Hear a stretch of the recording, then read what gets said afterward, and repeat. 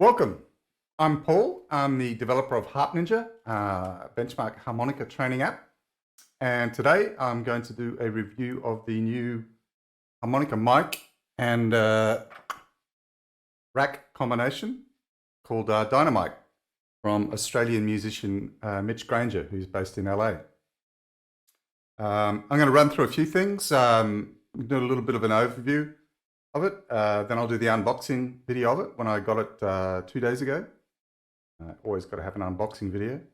Then I'm going to go into the components of it, looking at the mic itself, then looking at the gaskets which hold the harmonicas, and then looking at the controls. We'll do a little bit on that, and then we'll go a little bit into the rack, and I'll also be comparing it, and then we'll do a sound analysis, and I'll be comparing it against the what I've been using up till now. I'm a slide harmonica player myself, and I've been using up to now for the last 3-4 years a combination of flex rack and stranded / tsunami mic.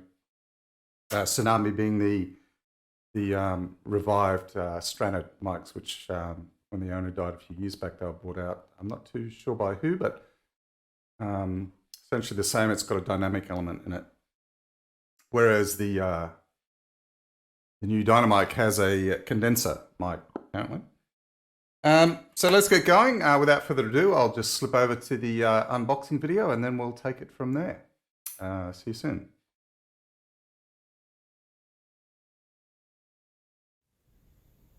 Hello and welcome to the HarpNinja Dynamite unboxing. I backed this Kickstarter way back in I think November sometime, from Mitch, an Australian musician who's based in LA. And I was a little bit skeptical he might deliver by the pre-Christmas 2018 timeframe, and so it turned out, but that's okay. So I finally got it today. So this first video is just going to be the unboxing, and I'm going to do a follow-up video then, doing a full sound test and comparison against my regular mic, which I use because I'm a rack harmonica slide guitar player. I regularly use the Tsunami / stranded. This is Tsunami, but I have a couple of strandeds as well. So let's just unbox it and see what we've got in the box. I'm in Japan, so Japan Post had a look at this. So I have just cut it for ease of video, so let's just open up the box and see what we get. Alright, Dyna-Mic, Mitch, inventor. Thanks, Paul. Thanks, Mitch. Nice packaging. Let's see what we get. Alright, what do we got here? I ordered he's got 2 Dynamite models. One is a blue one, which is a clean model, and a red one, which is the overdrive, which is what I bought here. Let's just put that aside and have a look in a sec. I also ordered 3 gaskets. I got 2 pro gaskets and a regular gasket for holding the mics. So let's just put that in there. And being a rack player, I also ordered one of his racks. Let's see if I can get this out here. So the cable I ordered is 3.5 locking cable to regular 1/4 inch. That looks like a decent length. We'll check that out later. And this is the rack. Oh, that is very light. I regularly use my regular rack for the last couple of years.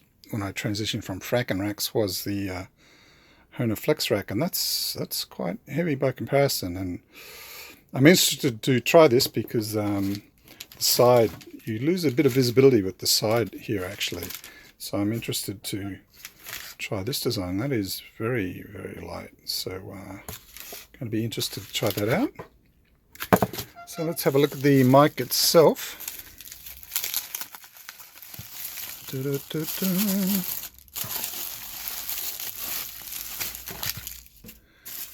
Okay, well, it's quite small.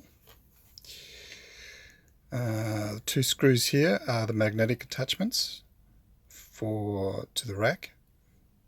The 3.5 connector volume, and one of these is mute and one is an overdrive button. That's the grill. You can just see the mic in there, and these again are the magnets for attaching the, so you can see it's quite small. If we compare it to the Stranded, it is very small actually. I did measure these before I bought it actually.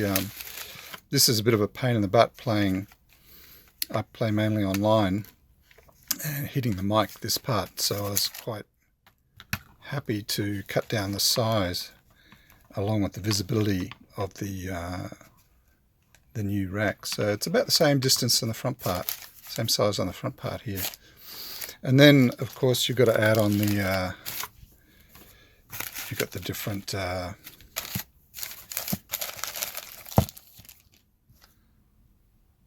gaskets that go on the front. And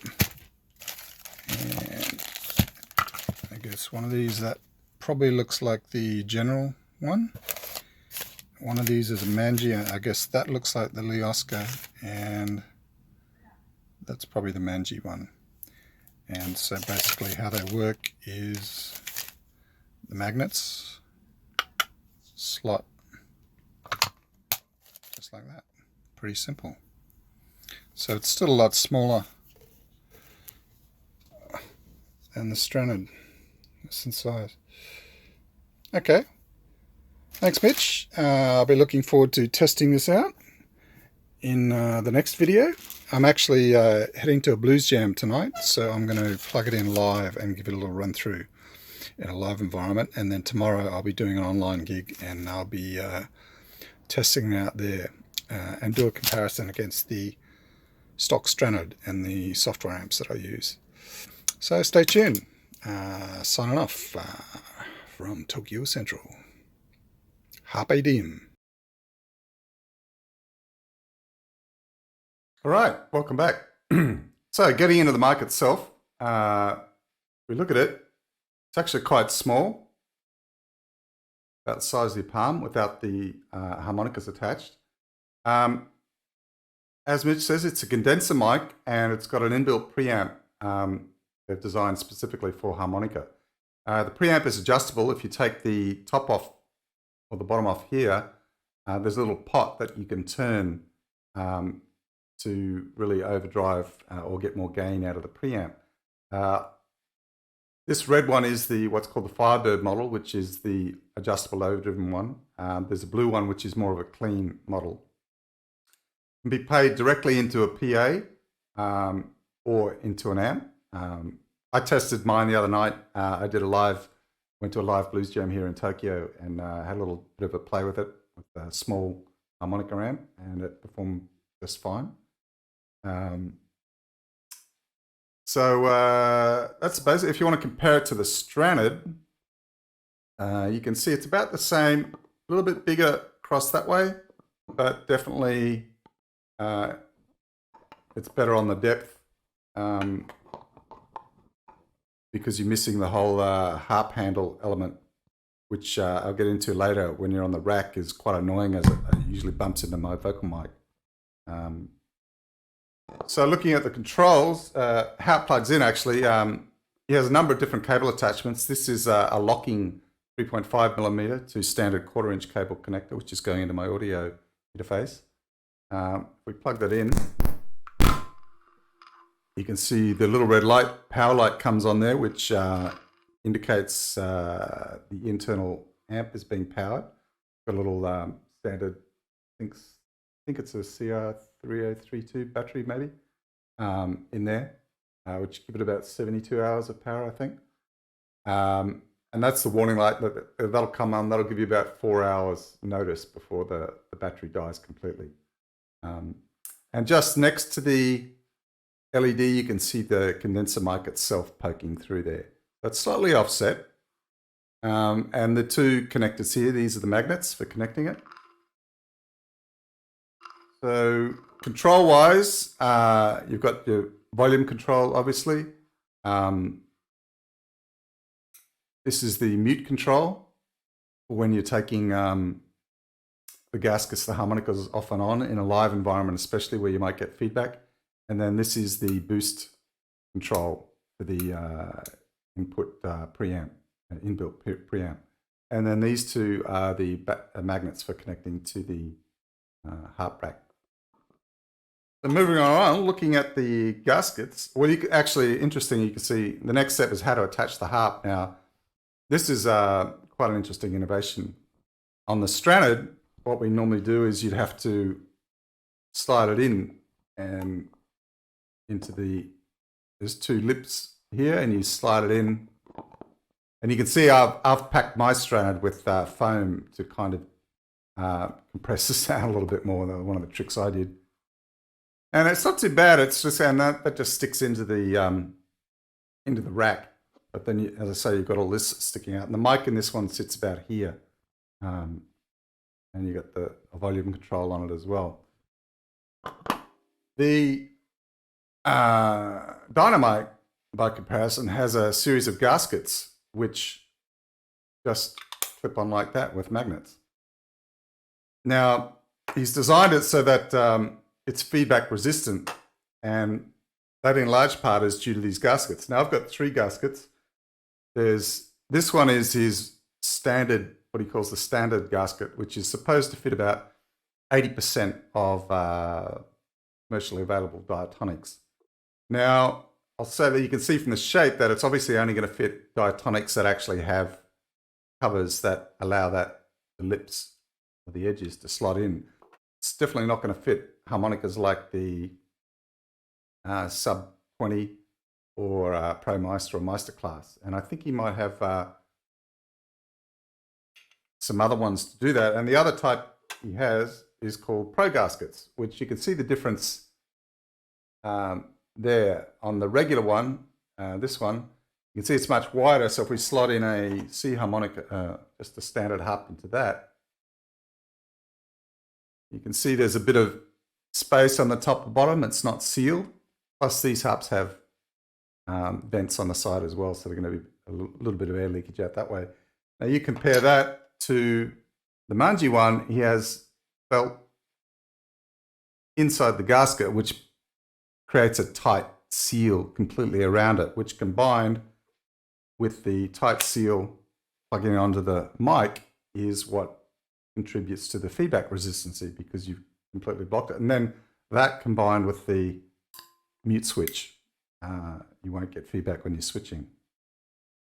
The other Pro gasket that I got is a Leosca one, and you can see that's a little bit thinner. Man, it is easy taking these off. So that's the Manji and that's the Leosca, and they're cut to the size. And you can have a look on the website. He's got various Pro gaskets for each different type of major harps as well. And it does work a little bit more. So moving on to sound check. Let's get into some sound testing. All right, welcome back. Here's the setup I'm using for some sound testing. I've got a Ableton Live, which is what I normally use to jam with. And I've got Isotope Insight running here with some spectrogram analysis. It's not going to be 100% because my breath might vary a bit, but it will give us a bit of a subjective, you can hear the sound yourself, and objective analysis with some spectrographic analysis. I'll try and keep my breath to be reasonably consistent between notes, but it'll give us a bit of a check either way. Get into it.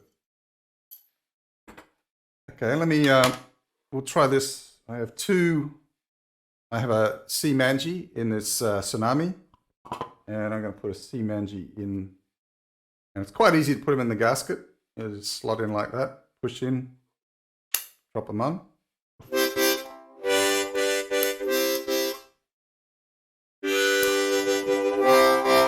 And I'm going to have to turn off this mic so it doesn't bleed in, because the spectrogram's working off the full input. I'll just turn this off and I'll play a series of blow and draws and we'll get a sense of what it looks like, and then I'll compare it against the Stranded And we'll do the overdrive test later. This will just be on the normal channel. Let's just turn that off.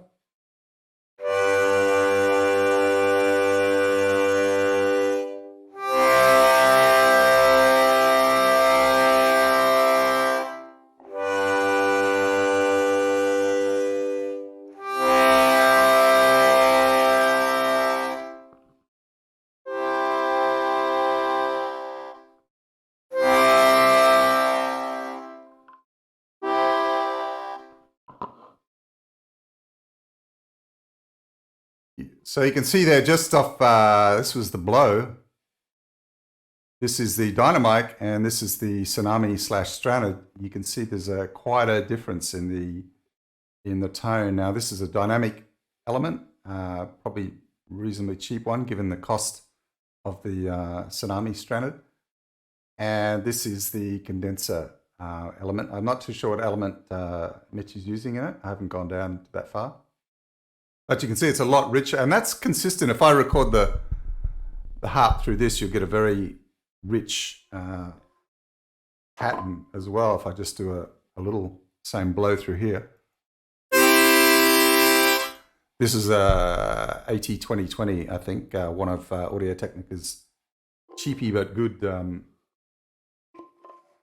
denser mics. So you can see that's also quite a rich spectrum from that as well. So just going back to the Dynamite on a blow, you can see it's got a little bit more detail there and kind of even power. There's a little bit here. Definitely a little bit hotter on the lower end. In the mids, more consistent. Let's try it with a draw and see what it sounds like there. Turn this.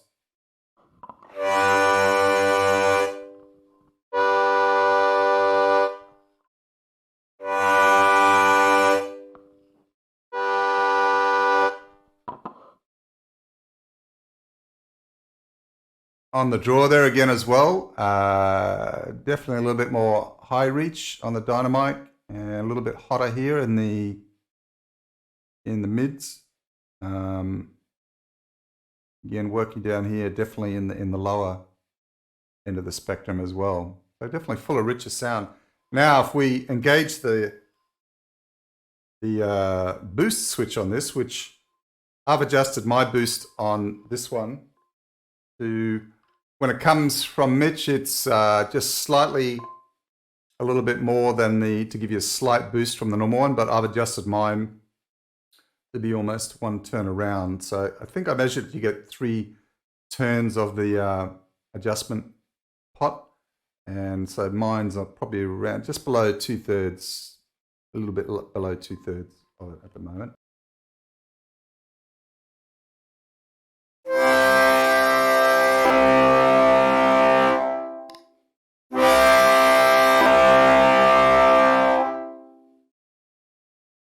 Okay, you can see there's quite a bit of difference here in the spectrum. This is blowing on the lower end of a C harmonica. And this is left half bit here and same here, is the boost off on the Firebird overdrive model. And this is with boost on. And you can see there's a good roll off. We don't get so many highs. Right up to about and richness of detail in this area. And then we start to see a little bit difference in the spectrum here and some similarities, and it's a little bit hotter here. We can switch to a 3D mode in a minute and we'll see this is a little bit different, but we'll just do 2D mode at the test. Let's try with some draw and see what it sounds like.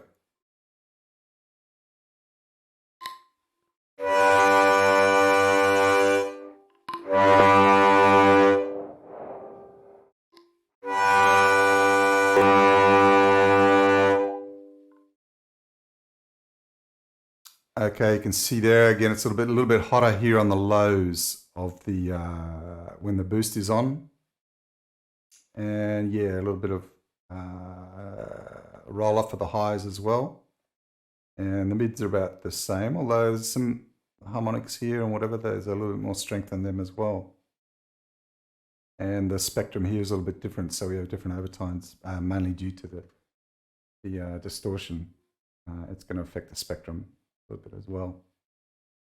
Loosed off.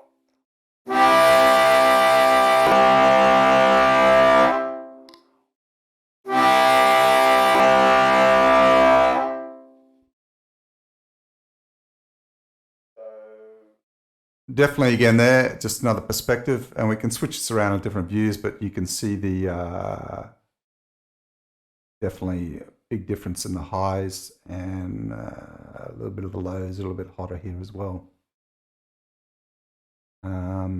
Let's try it with the some draws.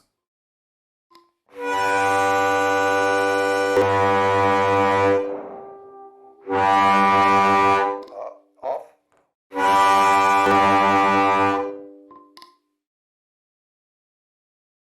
Switch the waterfall around.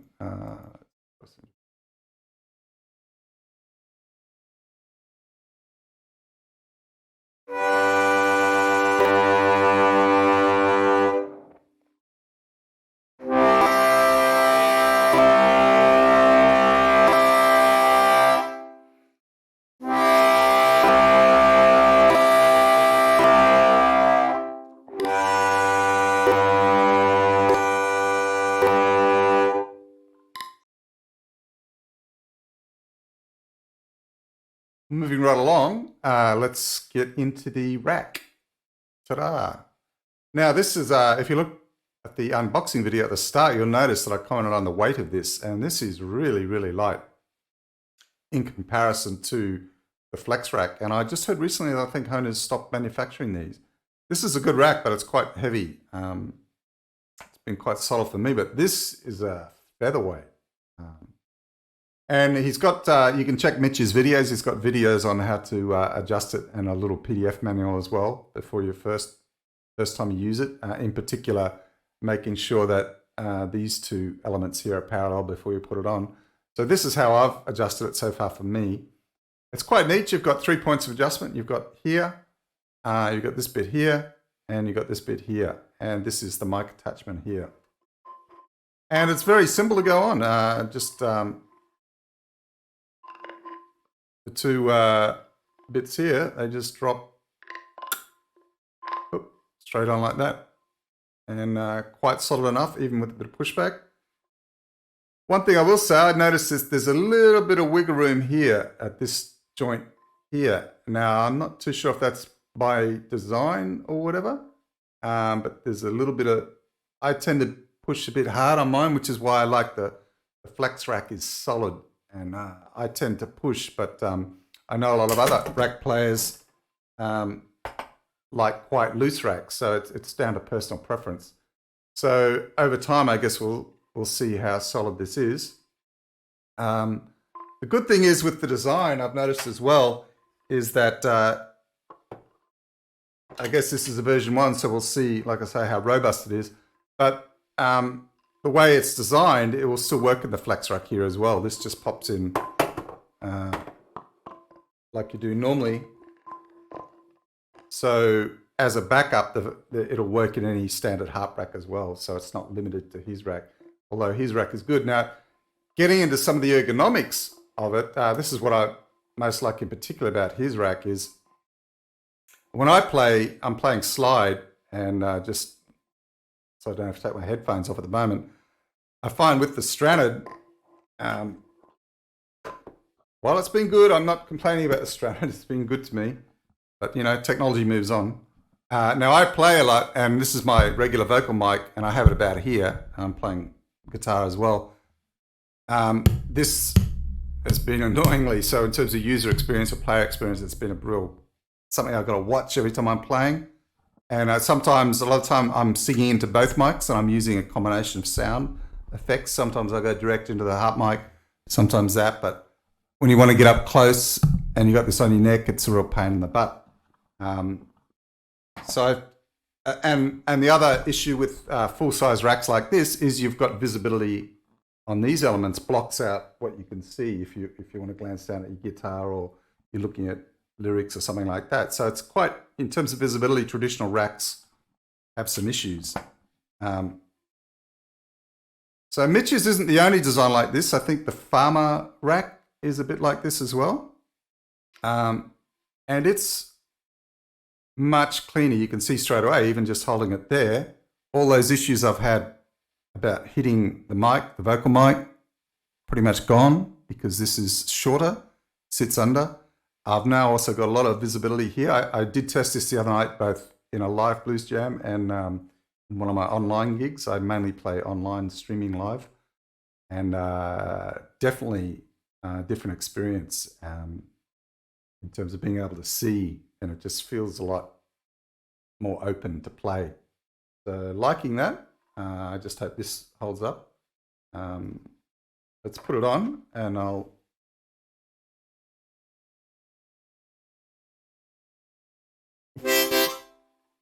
So we can, so you can see there, it's quite. So this is how I position at the moment. It's a little bit of a wobble. You can see. So I guess that's just me having to get used to it, I guess. And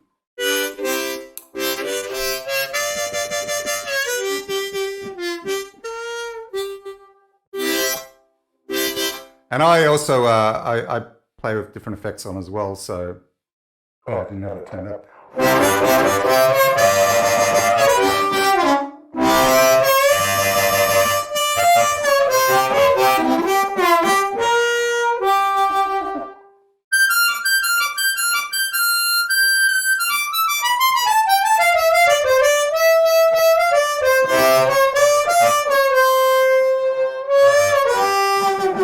So I'm probably pushing a little bit too hard. So by comparison,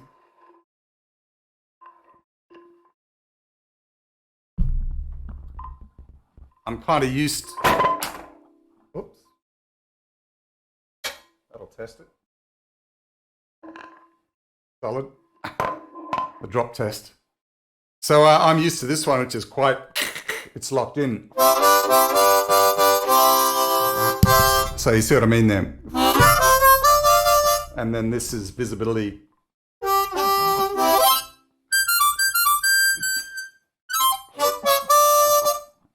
So, well, then I guess,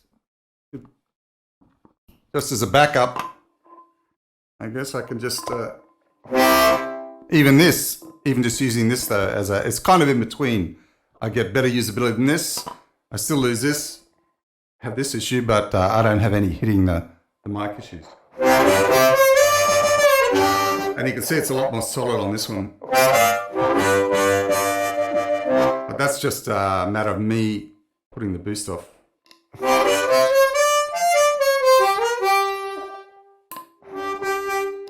And then swapping back to the other rack.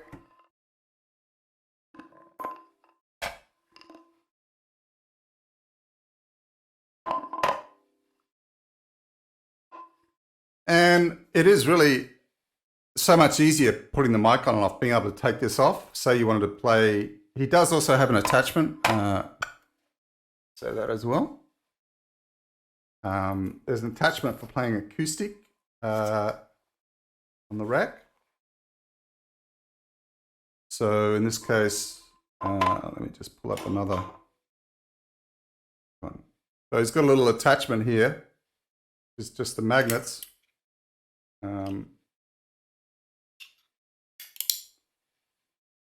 Clips onto magnetic, and then that just clips onto the. This is set up obviously for the mic, so the distance for me is a little bit too far. If I was going to play just into a regular rack, just acoustic, then I'd have to adjust this to be a little bit closer. But that's pretty neat. That's a very nice addition. And then obviously if I want to drop back into this, let's just drop that back on. With the boost on.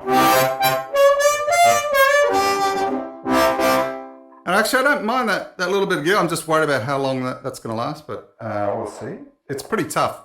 This is very strong, so... Okay, so in terms of sound quality, I hope that's given you a run through. I haven't put some effects through. I'll do a little bit of a jam here at the end where I'll put some delay on it, whatever, and put it in context of a mix to see what it sounds like with that. by comparison. Design and durability, pretty good. The other thing I noticed is it will fit, we'll do a sound test here with some different, this is a standard C. We'll do it with overdrive off. This is a Manji low octave C, which I think is the lowest harp you can go to on a harp. I think even Sadal ones or Owner don't disco. So even though this has this big bottom lip here for the low octave, it still fits because of the gasket. So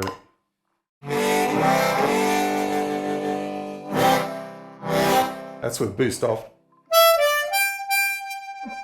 That's equivalent to a normal C diatonic low end.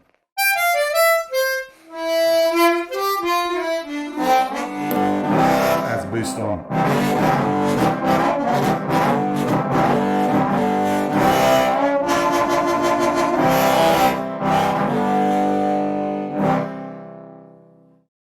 And quick change. Let's try it with a high G, which is I think the only one higher this is I think might be the highest one you can get.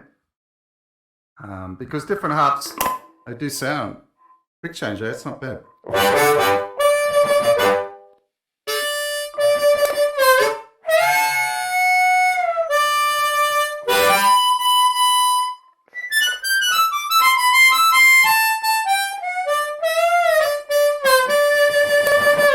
That's boost on. I should turn up the mic off.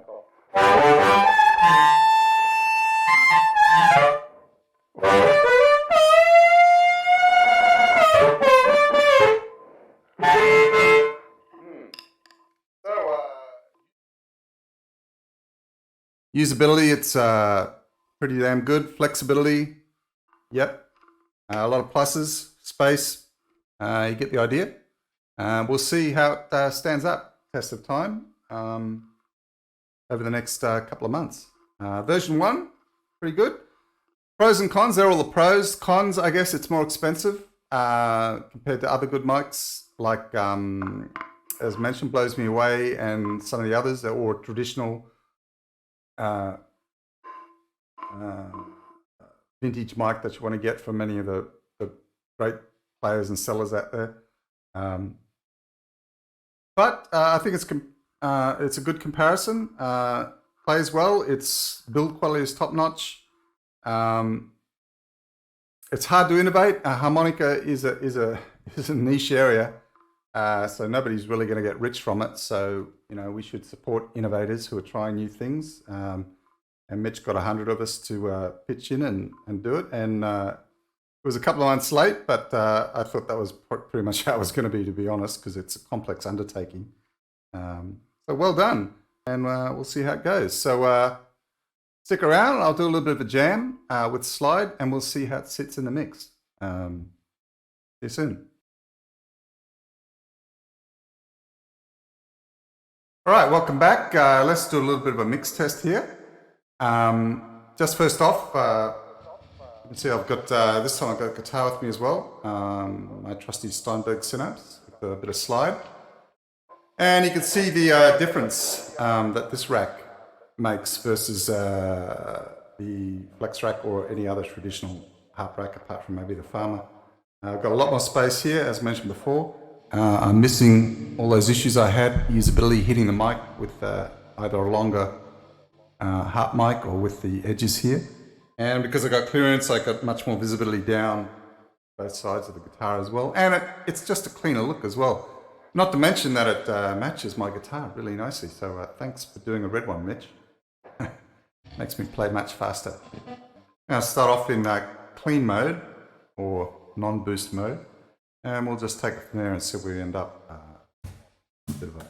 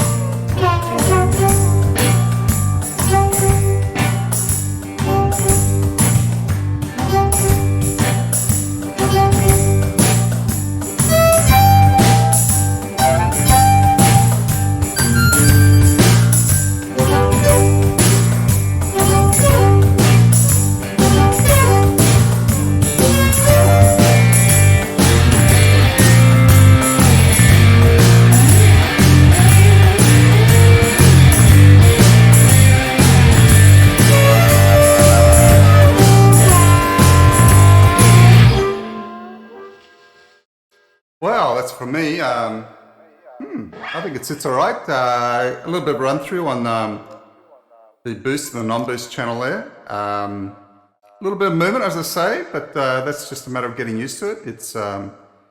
It's probably in a good way because a lot of harmonica players, me especially, we play too hard.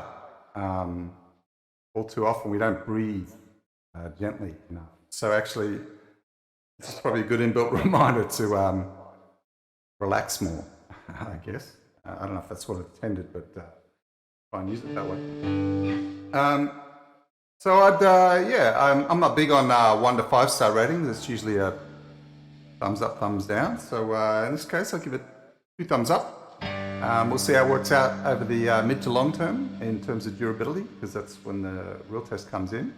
There it goes. So thanks, Mitch, and signing off from HarpNinja.com. Check it out. Catch you later. See you in the bitstream.